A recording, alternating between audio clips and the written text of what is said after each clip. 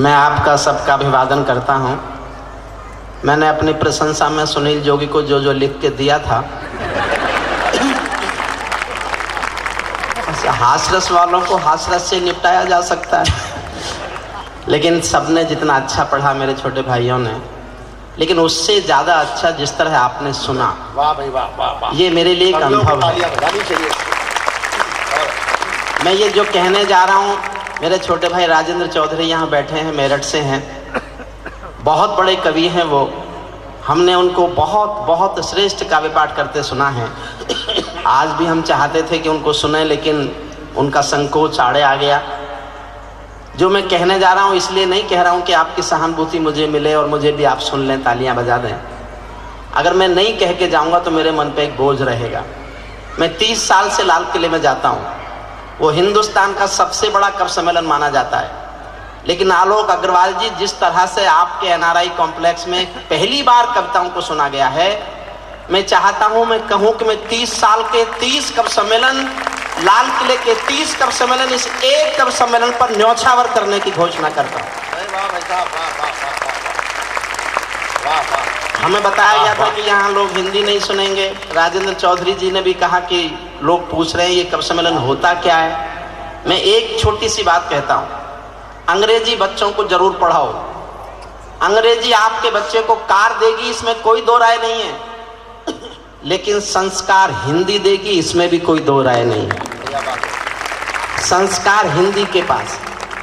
मराठी के अंचल में आप हैं, मैं बड़ा हूं अपने छोटे भाई बहनों में। एक अनुरोध मैं और करूंगा, जब मराठी भाषा के अंचल में कोई कार्यक्रम हिंदी का करें तो एक मराठी के साहित्यकार को भी मंच पर बुलाकर बिठाएं। ये दोनों भाषाएं साथ बैठेंगी तो दोनों भाषाओं का मेल देश की जनता तक जाएगा और फिर कोई दूसरा स्वर सुनाई नहीं देगा देश को। ये एक ही स्वर सुनाई देगा कि भाषाओं में कभी झगड़े नहीं हुआ करते। बहुत बहुत धन्यवाद, आपने बहुत मन से कविताएं सुनी। स्वागत, बहुत बढ़िया। मुझे जिम्मेदारी सौंपी थी आलोक जी ने, मैंने चुनाव किया जो मुझे उचित लगा। अगर आपको ऐसा लगा हो कि मेरा चुनाव ठीक था, बहुत बहुत धन्यवाद आपका। बहुत बहुत सब तरह की रचनाएं पढ़ी गई, हाथ से भी पढ़ा गया। मेरा छोटा भाई अशोक चारण जब पढ़ रहा था मुझे बहुत खुशी हो रही थी, इसलिए कि और तो और विधा के लोग हैं, मेरी विधा का वही अकेला था। और मेरा तभी मन कर रहा था कि मैं उठ के कहूँ कि अभी कम सीन उम्र इसकी, अभी 6-7 फीट का है, हमारी उम्र में सबको कुतुब मीनार दिखेगा। मैं दुआएं देता हूं कि ओज का एक प्रखर स्वर देश में बने और मेरी विधा दिनकर की परंपरा जीवित रहे। आज विजय दिवस है। आज्ञा हो तो मैं भी छेड़ूं वीणा की झंकार व भय, आज्ञा हो तो मैं भी छेड़ूं वीणा की झंकार व भय, और समय से कह दूं झूमे गाए मेघ मल्हार व भय। मुझको मां शक्ति ने दी है प्राणों में हुंकार व भय, और विधाता ने सौंपी है अधरों को ललकार व भय। मैं तो मां वीणा पानी से केवल ज्ञान मांगता हूँ, जनगण मन की पीड़ा गाने का वरदान मांगता हूँ, जनगण मन की पीड़ा गाने का। थोड़ा सा वॉल्यूम और बढ़ा लें। माइक सिस्टम बहुत बढ़िया, साउंड सिस्टम बहुत बहुत बहुत बढ़िया है। हम बधाई देते हैं साउंड सिस्टम वालों को भी। मेरा थोड़ा सा गला इन दिनों खराब है, आप साउंड सिस्टम की भी प्रशंसा करता हूँ। देखिए, इन्होंने हास्यरस पढ़ा, मैं इनके साथ रहता हूँ तो मुझ पर भी कुछ बुरा असर पड़ गया। हास्य मेरी विधा नहीं है। मैंने कहीं सुना कि एक व्यवस्था क्या है देश की शिक्षा की, एनआरआई भी समझ लें और देश भी समझ ले। एक स्कूल का इंस्पेक्टर स्कूल में दौरा करने आया और क्लास में बच्चे को खड़ा करके पूछा, बताओ देश का प्रधानमंत्री कौन है? बच्चा बोला रामलाल। इंस्पेक्टर को गुस्सा आ गया, बोले इतना भी नहीं जानते देश का प्रधानमंत्री कौन है? ये रामलाल कौन है? बोले मेरे पिताजी का नाम है। 5 साल से गायब है, माँ कह रही थी हो सकता है प्रधानमंत्री हो गए हो। बोले तुम्हारा स्कूल से नाम काटना पड़ेगा। बच्चा बोला काट ही नहीं सकते, मेरा नाम काट ही नहीं सकते, मैं यहाँ का विद्यार्थी हूं ही नहीं। मैं तो पड़ोस में भैंस चराने आया था, मास्टर जी ने कहा इंस्पेक्टर आ रहा है, बच्चे कम है, क्लास में बैठ जा, 5 रुपए मिलेंगे। मेरा नाम काट ही नहीं सकते। इंस्पेक्टर को और गुस्सा आ गया, वो सीधा टीचर के पास गया। उसने कहा कि बच्चों को प्रधानमंत्री का नाम नहीं पता, वो बच्चे नकली। टीचर बोला किससे कह रहे हो, असली मैं भी नहीं हूं, असली मेरे पिताजी हैं। आज मुकदमे की तारीख थी, मुझसे कह गए थे इंस्पेक्टर आएगा तू चला जा। अब इंस्पेक्टर का और गुस्सा बढ़ा, वो प्रिंसिपल के कमरे में गया, सीधा प्रिंसिपल के कमरे में। उसने कहा ये विद्यार्थी नकली, टीचर नकली। प्रिंसिपल साहब बोले साहब असली मैं भी नहीं हूं, असली मेरा भाई है। अगली बात समझना, और तालियां बजाएं तो ऐसी बजाना कि हास्यरस वालों के कुछ पोस्टर उखड़े, ताकि इनको ऐसा ना लगे कि हास्य ज्यादा जमा। बोले साहब असली मैं भी नहीं हूं, असली मेरे भाई हैं। आज कुछ काम निकल आया, मुझसे कह गए थे इंस्पेक्टर आएगा 10,000 रुपए दे देना, चुपचाप दस्तखत करके चला जाएगा। तालियों की बात ये नहीं थी, तालियों की अगली बात है। समर्थन चाहता हूं, इंस्पेक्टर ने 10,000 रुपए जेब में रखे और बोला वो तो मैं हूं जो केवल 10,000 में मान रहा हूं, अगर असली इंस्पेक्टर आ जाता तो कुमार जी आ जाते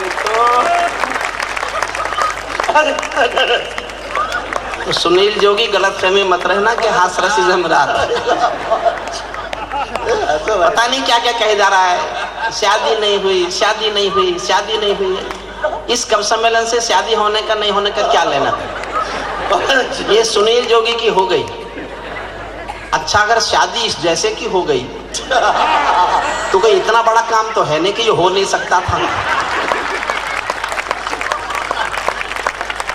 एक शादीशुदा भगवान जी के दरबार में गया और जाके पूजा करने पे बैठ गया। भगवान जी खुश हुए, बोले एक मन्नत मांग। सुनील जोगी तुरंत बोला मुझको कुंवारा कर दो। भगवान जी की आंखों के डोरे लाल हो गए, बोले गधे मैंने तुझे मन्नत मांगने के लिए कहा था, जन्नत मांगने के लिए नहीं कहा था।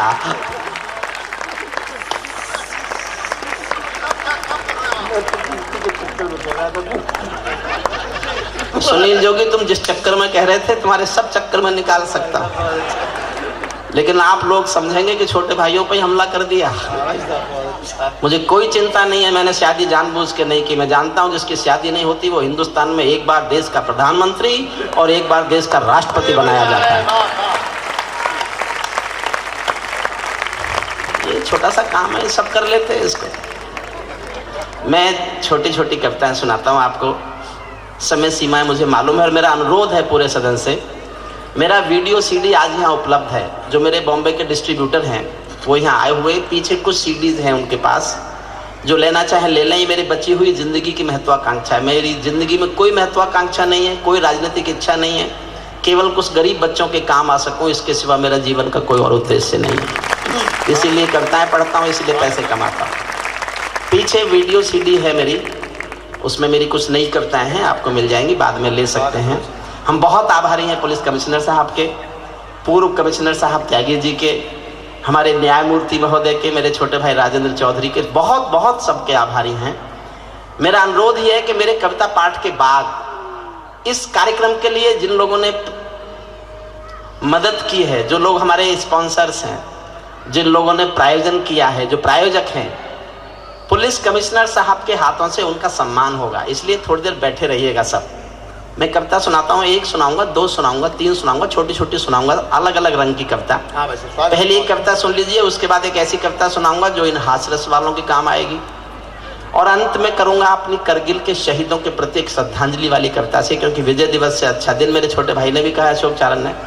जो लोग बीच में घूम रहे हैं थोड़ी देर बैठ जाए। देखिए थोड़ा समय और बचा है, बस उसका हम उपयोग करना चाहते हैं। और फिर सबसे अच्छी कविता भोजन होती है, भोजन से अच्छी दुनिया में अभी कोई कविता नहीं लिखी गई,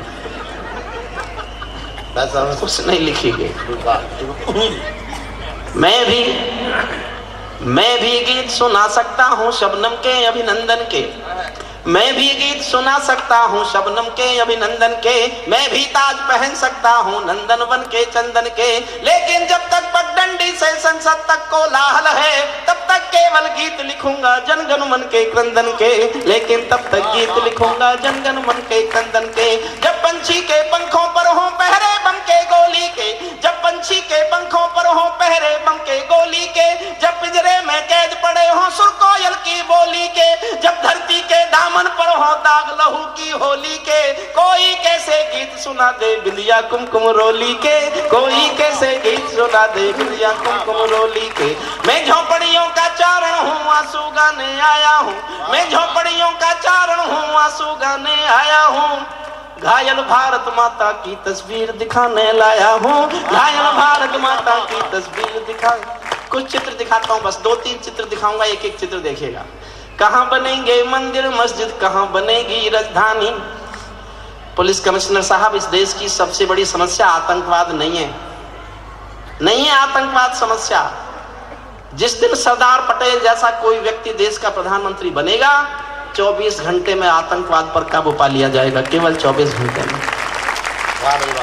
देश की समस्या भूख है, देश की समस्या गरीबी है, देश की समस्या, योजना आयोग कहता है कि 22 रुपए में गांव का आदमी अपना जीवन काट सकता है। 22 रुपए कमा ले तो वो गरीब नहीं है। 22 रुपए। मैंने 542 एमपीओ को चिट्ठी लिखी है कि एक दिन 22 रुपए में जी के दिखाओ, जियो एक दिन 22 रुपए में तुम। वाह वाह वाह वाह। पता चलेगा गरीब आदमी का दर्द क्या होता है। कहाँ बनेंगे मंदिर मस्जिद, कहाँ बनेगी राजधानी। मंडल और कमंडल पी गए सबकी आंखों का पानी। प्यार सिखाने वाले बसते मजहब के स्कूल गए, इस दुर्घटना में हम अपना देश बनाना भूल गए। कहीं बमों की गर्म हवा है और कहीं त्रिशूल जले, सौन चिड़ैया सोली टंग गई पंछी गाना भूल चले। आँख खुली तो पूरा भारत नाखूनों से त्रस्त मिला, जिसको जिम्मेदारी दी वो घर भरने में व्यस्त मिला, जिसको जिम्मेदारी दी वो घर भरने में व्यस्त मिला।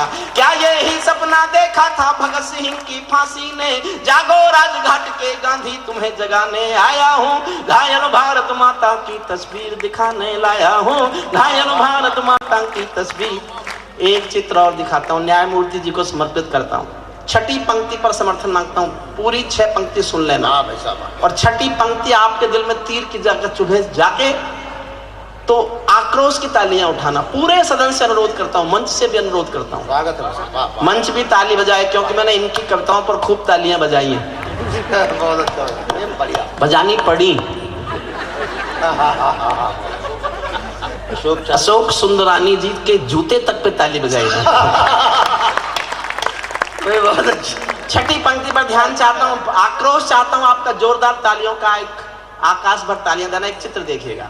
अंधकारों में समा गए जो तूफानों के बीच जले, अंधकारों में समा गए जो तूफानों के बीच जले। मंजिल उनको मिली कभी जो 4 कदम भी नहीं चले। क्रांति कथानक कौन पड़े हैं गुमनामी की बाहों में, गुंडे तस्कर तने खड़े हैं राजमहल की राहों में। यहाँ शहीदों की पावन गाथाओं को अपमान मिला, डाकू ने खादी पहनी तो संसद में सम्मान मिला।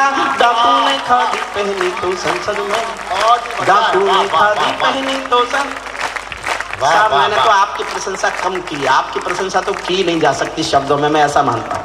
जितने अच्छे लोग आप सुन रहे हैं, मैं बॉम्बे 30 साल से आ रहा हूँ, लेकिन यहाँ ये लगता नहीं कि ये पहली बार कब सम्मेलन हो रहा है। आलोक अग्रवाल जी, इस परंपरा को जारी रखिएगा। अगर अपने बच्चों को आप चाहते हैं कि हिंदी से जुड़ें, हिंदी से प्यार करें, तो 1 साल में 1 बार इस परंपरा को बनाए रखिएगा। संपन्न लोग हैं, आपके लिए मुश्किल नहीं है, ज्यादा महंगे लगे तो कुछ सस्ते वाले भेज देंगे, लेकिन इस परंपरा को मत तोड़िएगा। हम ये निवेदन करके जाते हैं आपसे। अंधकारों में समा गए जो तू, मैं केवल अभी तो इनका प्रभाव नष्ट कर रहा हूं जो आप पे डाल गए। मैंने कहा था थोड़े थोड़े कम जमना, सारे जम गए, और इतने जम गए कि सोचा होगा आज भाई साहब को परेशानी पैदा कर दो। देखो, अशोक सुंदरानी, पांडवों ने अपने हथियार जब पेड़ पे टांग दिए थे तो उनको चलाने नहीं भूले थे। पेड़ जरूर हथियार पर थे, हथियार पेड़ पर जरूर थे, लेकिन चलाना नहीं भूले थे उनको, इसलिए मैं भी कुछ नहीं भूला उनको। डाकू ने खादी पहनी तो संसद में सम्मान मिला, राजनीति में लौह पुरुष जैसा सरदार नहीं मिलता, राजनीति में लौह पुरुष जैसा सरदार नहीं मिलता, लाल बहादुर जी जैसा कोई किरदार नहीं मिलता। अरे गहरे नथु खैरे तंत्री बनकर बैठे हैं, आपका हौसला देखना चाहता हूँ, कितना हौसला रखते हैं आप। अरे गहरे नथु खैरे तंत्री बनकर बैठे हैं, अरे गहरे नथु खैरे तंत्री बनकर बैठे हैं, जिनको जेलों में होना था मंत्री बनकर बैठे हैं, जिनको जेलों में होना था, बहुत ही बढ़िया, वाह वाह वाह, जिनको जेलों में होना था मंत्री बनकर बैठे हैं। मैंने देशद्रोहियों का अभिनंदन होते देखा है, भगत सिंह का रंग बसंती चोला रोते देखा है, लोकतंत्र का मंदिर भी लाचार बनाकर डाल दिया, कोई मछली बिकने का बाजार बनाकर डाल दिया। अब जनता को संसद भी प्रपंच दिखाई देती है, नौटंकी करने वालों का मंच दिखाई देती है, नौटंकी करने वालों का मंच दिखाई। जब कोयल की डोली गिद्धों के घर में आ जाती है, वाह वाह, शुद्ध राजनीति गा रहा हूं, जब कोयल की डोली गिद्धों के घर में आ जाती है, तो बगला भक्तों की टोली हंसों को खा जाती है, तो बगला भक्तों की टोली हंसों को खा जाती है। जब जब भी जय चंदों का अभिनंदन होने लगता है, तब तब सांपों के बंधन में चंदन रोने लगता है, तब तब सांपों के बंधन में चंदन। एक पंक्ति पढ़ता हूं, मेरी इस कविता की सबसे अधिक संवेदनशील पंक्ति है, आप समझ जाएं तो तालियां उठाना, नहीं समझे तो चुप रहना। मैं इसे एक पंक्ति से आंकता हूं, अपनी कविता पाठ का पैमाना सुनिएगा। जब जब भी जय चंदों का अभिनंदन होने लगता है, तब तब सांपों के बंधन में चंदन रोने लगता है, जब फूलों को तितली भी हत्यारी लगने लगती है, तो माँ की अर्थी बेटों को भारी लगने लगती है, तो माँ की अर्थी बेटों को भारी, तो माँ की अर्थी बेटों को भारी लगने लगती है। जब जुगनू के घर सूरज के घोड़े सोने लगते हैं, तो केवल चुल्लू भर पानी सागर होने लगते हैं। सिंहों को म्याऊं कह दे, क्या ये ताकत बिल्ली में है, बिल्ली में क्या ताकत होती, कायरता दिल्ली में है, बिल्ली में क्या ताकत होती, कायरता दिल्ली में है। कहते हैं कि सच बोलो तो प्राण गंवाने पड़ते हैं, मैं भी सच्चाई गा गा कर शीश कटाने आया हूँ, घायल भारत माता की तस्वीर। इस कविता का अंतिम छंद पढ़ता हूँ, इस कविता का अंतिम छंद पढ़ रहा हूँ मैं। छोटी छोटी दो कविताएं और पढ़ना चाहता हूँ, मैं अपने सब रूप दिखाना चाहता हूँ आपको। इस कविता का अंतिम छंद सुनिए। सर नहीं जाएंगे, सर घड़ी देख रहे हैं। आलोक जी आप चिंता नहीं करें, आपकी इच्छा पर आपके सब प्रायोजकों को पुरस्कार बांटकर मोमेंटो देकर सर जाएंगे, इतना तो हम मना लेंगे, आप चिंता मत कीजिए। आप नहीं मानेंगे तो उधर वाले कमिश्नर साहब से सिफारिश करा देंगे। स्वागत है, वो मेरे रिश्तेदार हैं सर, मैं उनसे सिफारिश करवा दूंगा आपसे थोड़ी सी। स्वागत है सर। अंतिम छंद सुनाता हूं। एक महाभारत में कथा आती है, आपने सबने सुनी होगी। एक राजा होता था शिशुपाल, वो श्री कृष्ण को जब देखो गाली देता रहता था, जब देखो श्री कृष्ण को गाली देके बोलता था। लोग पूछते थे कृष्ण जी से, इसकी गाली सुन के चुप क्यों रह जाते हैं आप? तो कृष्ण जी बताते थे कि ये मेरी बुआ जी का बेटा है, रिश्ते में भाई लगता है। और एक दिन मेरी बुआ जी ने मुझे खाना खिलाते हुए मुझसे वचन ले लिया कि मेरे इस बदतमीज बेटे की 99 गालियां माफ कर देना कृष्ण। तो मैं वचनबद्ध हूं, 99 गालियां माफ करूंगा। जिस दिन 100वीं गाली देगा उस दिन सजा मिलेगी। और महाभारत में लिखा है, जिस दिन शिशुपाल ने 100वीं गाली दी, भरे दरबार में सुदर्शन चक्र से शिशुपाल की गर्दन काट दी गई। मैं भी कुछ राजनीति के अपराध गिन रहा हूं। बहुत बढ़िया, वाह वाह वाह वाह वाह। बस आप समझ गए, मुझे कुछ नहीं समझाना, कुछ नहीं समझाना। मैं राजनीति के अपराध गिन रहा हूं, और किस हद तक गिन रहा हूं सुनना। कोई कलाकारों के सर पर तलवार लटकाता है। कोई अंतिम छंद है, अंतिम छंद के प्यार से सुनिएगा। कोई कलाकारों के सर पर तलवारें लटकाता है, कोई वंदे मातरम के गाने पर नाक चढ़ाता है, कोई हिमालय ताजमहल का सौदा करने लगता है, कोई गंगा यमुना अपने घर में भरने लगता है, कोई तिरंगे झंडे को फाड़े फूंके आजादी है, कोई गांधी को भी गाली देने का अपराधी है, कोई चाकू घोंप रहा है संविधान के सीने में, कोई चुगली भेज रहा है मक्का और मदीने में, कोई ढांचे का गिरना यूएनओ में ले जाता है, कोई भारत माँ को डायन की गाली दे जाता है।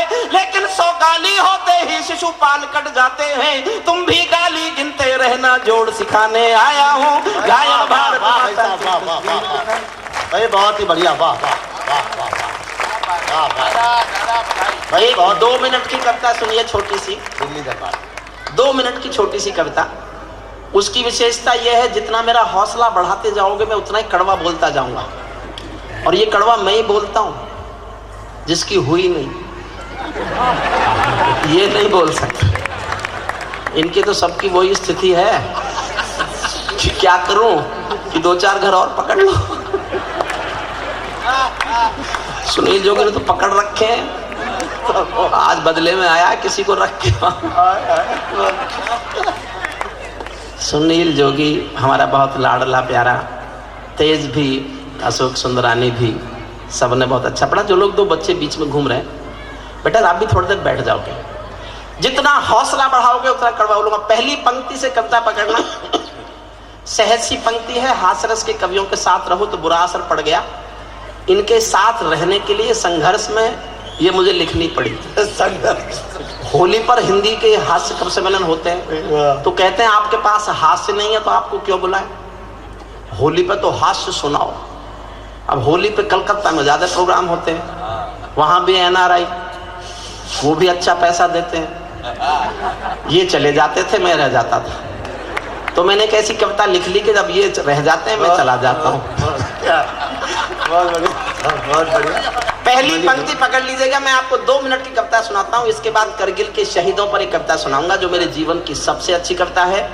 अगर मैं उस कविता को बिना सुनाया गया तो मुझे लगेगा मैंने अपना धर्म का पालन नहीं किया। इस कविता को सुनिए, पहली पंक्ति पकड़ना।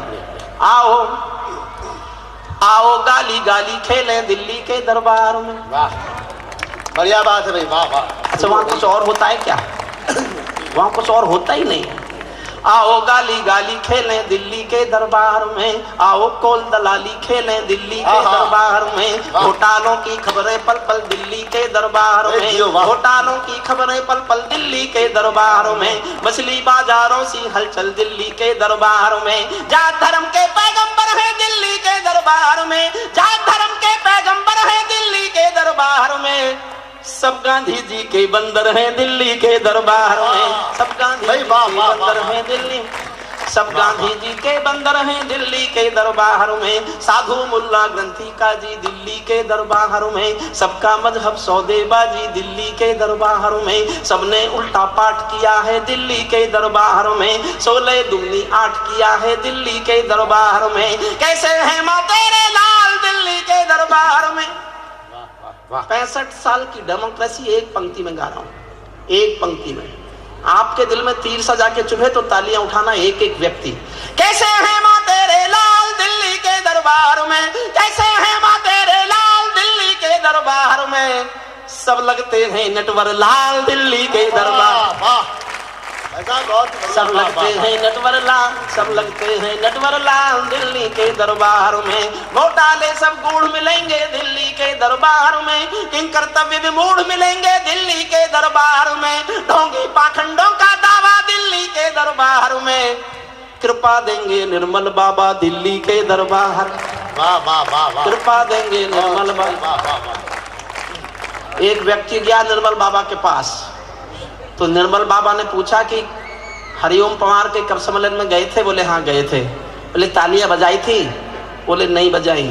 बोले कृपा वहीं रुकी हुई है।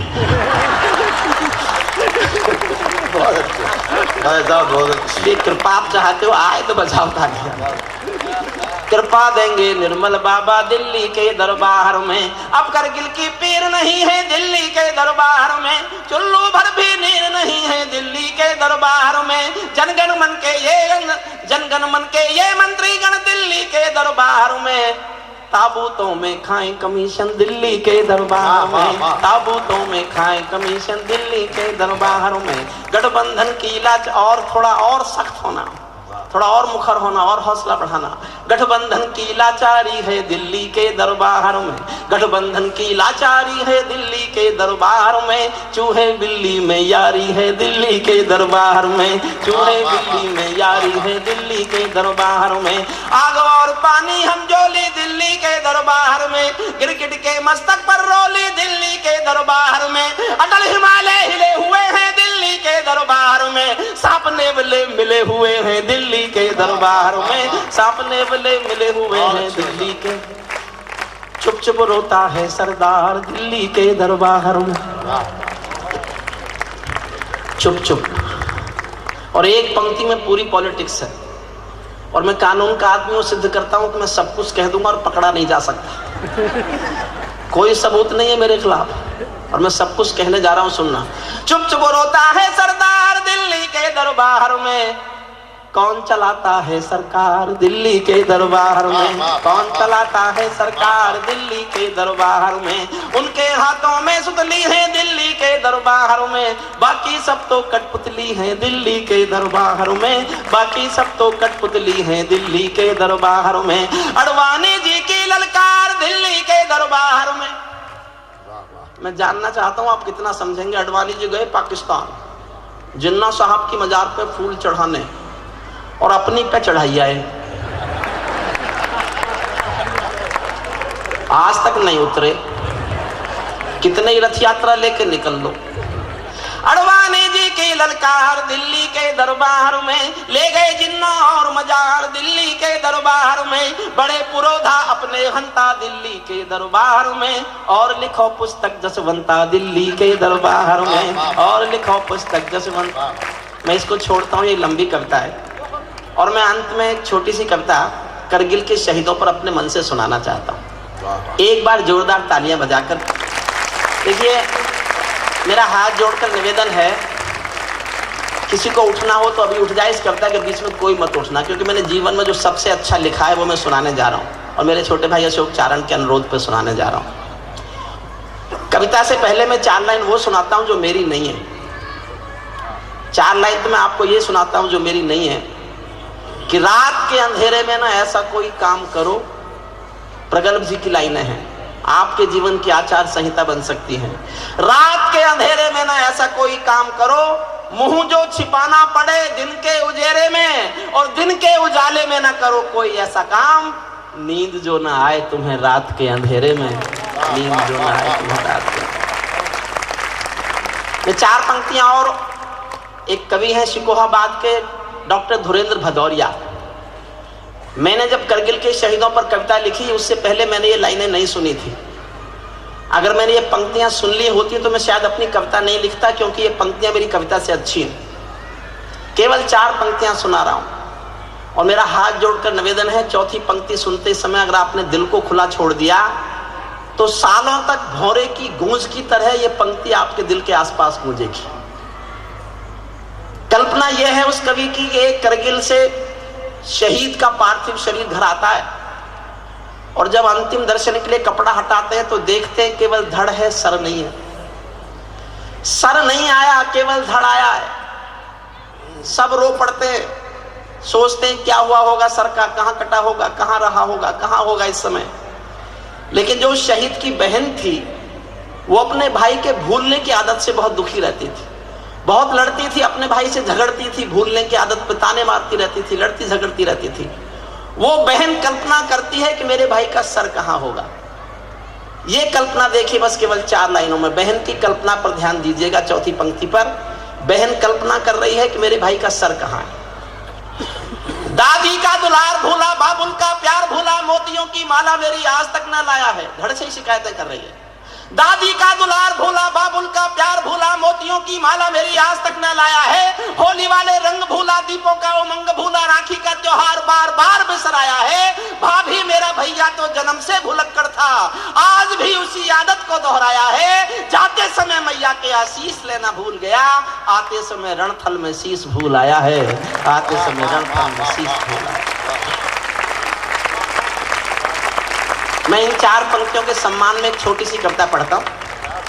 मैं फिर दोहराता हूँ, मेरे जीवन की सबसे अच्छी कविता है। कविता के नाम पर अगर मेरे पास कुछ राजेंद्र चौधरी जी है, मुझे नहीं पता आपने सुनी है कि नहीं सुनी, लेकिन मेरे पास कविता के नाम पर बस ये है।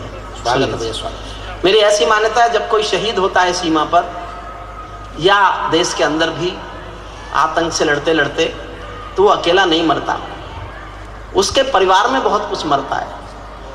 उसकी माँ के भीतर कुछ मरता है, उसके पिता के भीतर कुछ मरता है, उसके बच्चों के भीतर कुछ मरता है, उसकी पत्नी के भीतर कुछ मरता है।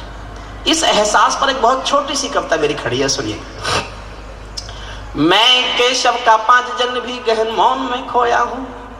गीत मेरी विधा नहीं है, गीत मेरी भाषा नहीं है। बहुत श्रेष्ठ गीत की शिल्पी सुमन दुबे जी बैठी हैं, उन्होंने बहुत श्रेष्ठ गीत सुनाया। लेकिन हर किसी के भीतर एक छोटा सा गीतकार होता है। मेरे भीतर भी रहा होगा। उस छोटे से गीतकार का अंकुरण है ये कविता। 5 मिनट की कुल कविता है, मन से सुन लीजिएगा। मैं समझूंगा मैंने आज विजय दिवस पर मंदिर में पूजा की है, तीर्थ किया है, शिवालय के बीच आके कविता पाठ किया है।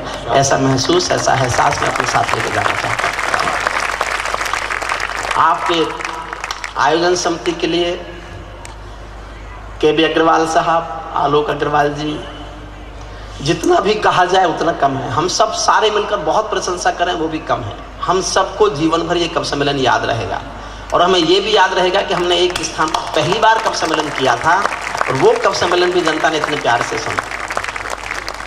मैं केशव का 5 जन्म भी गहन मौन में खोया हूँ, उन बेटों की याद कहानी लिखते लिखते रोया हूँ, उन बेटों की याद कहानी लिखते लिखते रोया हूँ। जिस माथे की कुमकुम बिंदी वापस लौट नहीं पाई, जिस माथे की कुमकुम बिंदी वापस लौट नहीं पाई, चुटकी झुमके पायल ले गई कुर्बानी की अमराई। कुछ बहनों की राखी जल गई है बर्फीली घाटी में, वेदी के गठबंधन मिल गए हैं करगिल की माटी में। पर्वत पर कितने सिंदूरी सपने दफन हुए होंगे, 20 बसंतों के मधुमासी जीवन हवन हुए होंगे। टूटी चूड़ी धुला महावर रूठा कंगन हाथों का, कोई मोल नहीं दे सकता बासंती जज्बातों का, कोई मोल नहीं दे सकता बासन। टूटी चूड़ी धुला महावर रूठा कंगन हाथों का, कोई मोल नहीं दे सकता बासंती जज्बातों का। जो पहले पहले चुंबन के बाद लाम पर चला गया, एक पल का एहसास जीना मेरे साथ, एक पल का।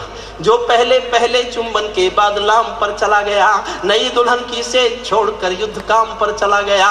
उनको भी मीठी नींदों की करवट याद रही होगी, उनको भी मीठी नींदों की करवट याद रही होगी। खुशबू में डूबी यादों की सलवट याद रही होगी, खुशबू में डूबी यादों की सलवट याद रही। और यहाँ बैठे 1000 लोग, किसी को मेरा नाम याद रहे तो एक पंक्ति याद रखना। ये मेरा सूक्ष्म अहंकार नहीं है राजेंद्र चौधरी, मैं आज भी ऐसा मानता हूं, मैंने जीवन में केवल एक पंक्ति अच्छी लिखी है।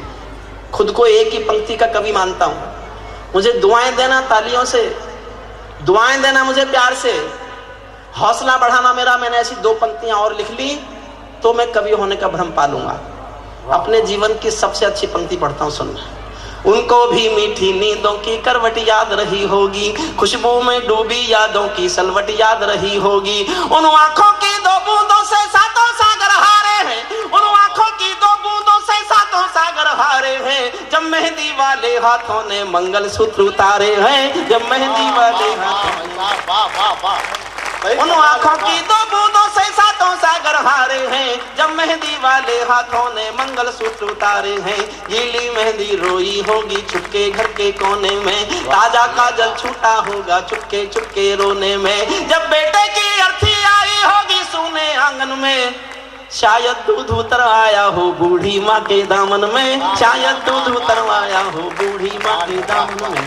वो विधवा पूरी दुनिया का, संसार में किसी भी मुल्क में, किसी भी मजहब में स्त्री अर्थी को कंधा नहीं देती। संसार में कहीं भी परंपरा नहीं है। लेकिन राजस्थान में भरतपुर के पास एक गांव है अजान, ये कल्पना नहीं है, सत्य घटना है। एक बेटा शहीद हुआ वीरेंद्र सिंह। जब सेना उसका पार्थिव शरीर गांव में लेके आई तो उसकी पत्नी, जिसका नाम गायत्री देवी है, उसने गांव वालों की मर्जी के खिलाफ, सेना के अफसरों की मर्जी के खिलाफ शादी के दिन के कपड़े पहने और शमशान घाट तक अपने पति की अर्थी को कंधा दिया। ये दुनिया की पहली घटना थी जब कोई औरत अर्थी को कंधा दे रही थी, पहली घटना दुनिया की। मैंने केवल एक पंक्ति लिखी है, उसको संवारना। स्वागत है। जब बेटे की अर्थी आई होगी सोने आंगन में, शायद दूध उतरवाया हो बूढ़ी माँ के दामन में। वो विधवा पूरी दुनिया का बोझा सर ले सकती है, वो विधवा पूरी दुनिया का बोझा सर ले सकती है। जो अपने पति की अर्थी को भी कंधा दे सकती है, जो अपने पति की अर्थी को भी कंधा दे सकती है। मैं ऐसी हर देवी के चरणों में सिर झुकाता हूँ, इसीलिए मैं कविता को हथियार बनाकर गाता हूँ, इसीलिए मैं कविता को हथियार बनाकर। जिन बेटों ने पर्वत काटे हैं अपने नाखूनों से। वाह वाह। अंतिम 6 पंक्ति पढ़ता हूँ बस, सैनिक के शौर्य पर, सिपाही की बहादुरी पर। जिन बेटों ने पर्वत काटे हैं अपने नाखूनों से, उनकी कोई मांग नहीं है दिल्ली के कानूनों से, उनकी कोई मांग नहीं है दिल्ली। क्या मांगता है शहीद का परिवार? मेरा छोटा भाई है विनीत चौहान, उसकी 2 पंक्तियां मुझे अपनी कविता से अच्छी लगती हैं, इसलिए मैं कभी कभी पढ़ देता हूं। उत्तर प्रदेश सरकार ने करगिल के शहीदों को 10-10 लाख रुपया दिया, बधाई देता हूं सरकार को। लेकिन कुछ विधवाओं की समस्या रही होगी, उनके चेक नहीं पहुंचे होंगे, तो वो मंत्री से मिलने गया प्रतिनिधिमंडल। तो उस समय के मंत्री ने पान खाते खाते कह दिया, और का चाहिए? 10 लाख की गड्डी तो भिजवा दी। क्या सरकार घमंड में कहना चाहती है कि उसने 10 लाख देकर शहादत का मोल चुका दिया? क्या सरकार कहना चाहती है किसी मां के बेटे की कीमत है 10 लाख? 10 लाख देकर आपने जिम्मेदारी पूरी कर दी, और आप समझते हैं कि 10 लाख जिम्मेदारी पूरी करने के लिए काफी है, तो लो मैं 20 लाख देता हूं तुम किस्मत के हेठों को। हिम्मत है तो मंत्री भेजे लड़ने अपने बेटों को। बहुत बढ़िया भाई साहब, वाह वाह। माफ करें न्यायमूर्ति जी, एक क्रिकेट में कोई छक्का लगाते तो 1 करोड़ का इनाम। मैं 1 करोड़ के इनाम के खिलाफ नहीं हूं साहब, लेकिन मैं कहने का अधिकार मांगता हूं, जिस हिंदुस्तान में एक मजदूर को 12 घंटे पसीना बहाने के बाद केवल 150 रुपए मजदूरी मिलती है, उस मुल्क में एक छक्के पर 1 करोड़ का इनाम मजदूर के पसीने का अपमान करता हुआ नजर आता है। बस मैं ये कहने का अधिकार चाहता हूं। जिन बेटों ने पर्वत काटे हैं अपने नाखूनों से, उनकी कोई मांग नहीं है दिल्ली के कानूनों से। जो सैनिक सीमा रेखा पर ध्रुव तारा बन जाता है, उस कुर्बानी के दीपक से सूरज भी शर्माता है। गरम दहानों पर तोपों के जो सीने अड़ जाते हैं, उनकी गाथा लिखने को अंबर छोटे पड़ जाते हैं। उनके लिए हिमालय कंधा देने को झुक जाता है, कुछ पल को सागर की लहरों का गर्जन रुक जाता है। उस सैनिक के शव का दर्शन तीर्थ जैसा होता है, चित्र शहीदों का मंदिर की मूरत जैसा होता है। चित्र शहीदों का मंदिर की मूरत। सच्चा है अपना प्यार तो क्या इस जहां का डर, गुलबन के गुलिस्ता वफा में फिर खिलेंगे हम। अब बिछड़ रहे हैं कोई रंज मत करो, फिर बाहर आएंगी तो फिर मिलेंगे हम। सितारों को आंखों में महफूज रख लो, बड़ी दूर तक रात ही रात होगी। मुसाफिर हो तुम भी, मुसाफिर हैं हम भी, इसी मोड़ पर फिर मुलाकात होगी।